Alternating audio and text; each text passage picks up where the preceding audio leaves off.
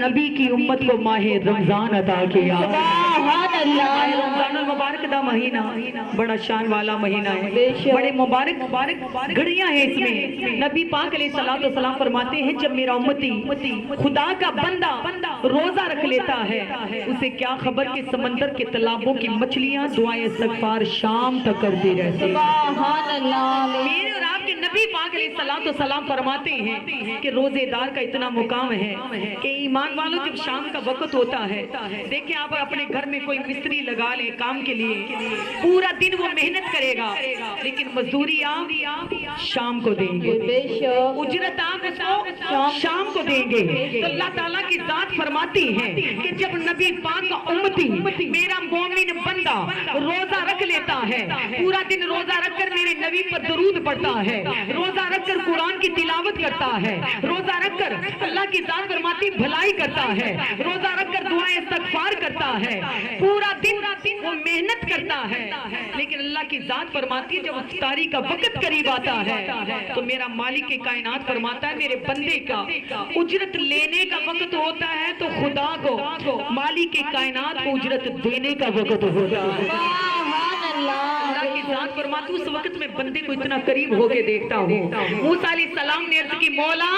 میں تجھ سے ہم کلام ہوتا ہوں، کوہ طور پہ آتا ہوں، نالین اتارتا ہوں، اللہ میں تیری اتنے قریب ہوتا ہوں، یا رب کائنات کوئی ایسا بھی قریب ہوگا کہ جو مجھ سے زیادہ قریب آپ کے ہوگا۔ اللہ تعالیٰ کی ذات نے فرمایا میرے موسیٰ تجھ سے بھی زیادہ میں قریب اس وقت اس بندے کے قریب ہوں گا۔ یا اللہ کس کے قریب؟ اللہ تعالیٰ نے فرمایا کہ میرا محمد مصطفیٰ دنیا پہ تشریف لے کر آئے گا، میرے نبی کی امت ہوگی، اس نبی کی امت کو 30 دنوں کا میں مہمان ماہ رمضان مبارک والا مہینہ عطا کروں گا۔ اس میں میرے نبی کا غلام جب روزے رکھے گا، روزہ رکھ کر جب افطاری کا وقت قریب آئے گا، اللہ کی ذات فرماتے موسیٰ میں تمام پردے ہٹا کر اپنے بندے کو اس وقت اتنے قریب ہو کر دیکھوں گا کہ جو بھی وہ مجھ سے سوال کرے گا تیرا خدا وہاں بیٹھے بیٹھے اس کی دعا کو قبول کرے گا۔ سارے پردے ہٹا دوں گا، اپنے بندے کو اتنے قریب ہو کے دیکھوں گا، کس کو؟ روزے دار کو دیکھوں گا جب وہ دسترخوان پر بیٹھ کر میرے حکم کا انتظار کر رہا ہوگا، جب دسترخوان پر بیٹھ کر میرے محبت کا انتظار کر رہا ہوگا تو پھر میں اپنے فرشتوں کو دکھاتا ہوں۔ جب جائے نماز ایمان والوں دسترخوان بچھا ہوتا ہے، آپ بھی اپنے اپنے گھر میں سرخ رنگ کا دسترخوان بچھایا کریں۔ حضور فرماتے ہیں سرخ رنگ کے دسترخوان پر بیٹھ کر جب آپ کھانا کھاتے ہو کھا کر فارغ نہیں ہوتے اللہ سب کے گناہوں کو معاف فرما دیتا ہے، ہر لقمے کے بدلے اللہ تعالیٰ آپ کو ثواب عطا کرتا ہے۔ میرے اور آپ کے نبی کریم علیہ السلام سے پیار کرنے والوں جب بندہ مومن روزہ رکھ کے دسترخوان پر بیٹھا ہوتا ہے، افطاری کا انتظار کر رہا ہوتا ہے تو اللہ فرماتا اس وقت خوب اپنے رب کے قریب ہو کر مجھ سے دعا مانگا کرو، اس وقت تیرا رب اپنی شان کے مطابق تجھے اجر عطا کرنے والا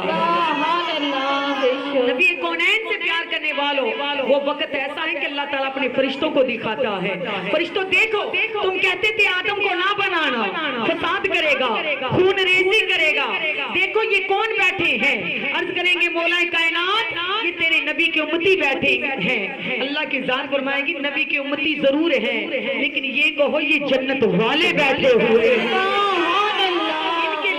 جنت کو راستہ کیا ہوا ہے۔ تو میرے نبی کونین سے پیار کرنے والوں ماہ رمضان کے مہینے کی قدر کرو، افطاری کا ٹائم ہو تو خوب رو رو کر اللہ کی بارگاہ میں بخشش مانگا کرو، افطاری سے پہلے اللہ کی بارگاہ میں گڑ گڑا کر رو کر دعا مانگا کرو،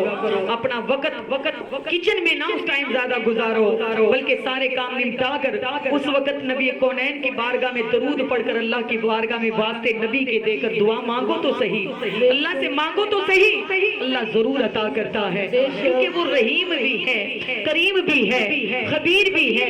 اعلیٰ کل شیء قدیر بھی ہے، اس کے خزانے میں کسی چیز کی کمی نہیں ہے۔ تو سرکار کے دیوانوں میرے نبی پاک علیہ السلام سے پیار کرنے والوں خوش نصیب ہیں۔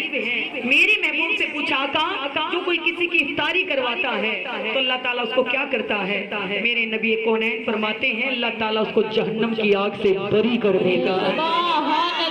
جہنم کی آگ سے کر دیتا ہے. تو جتنا بھی ہو سکے ماہ رمضان المبارک میں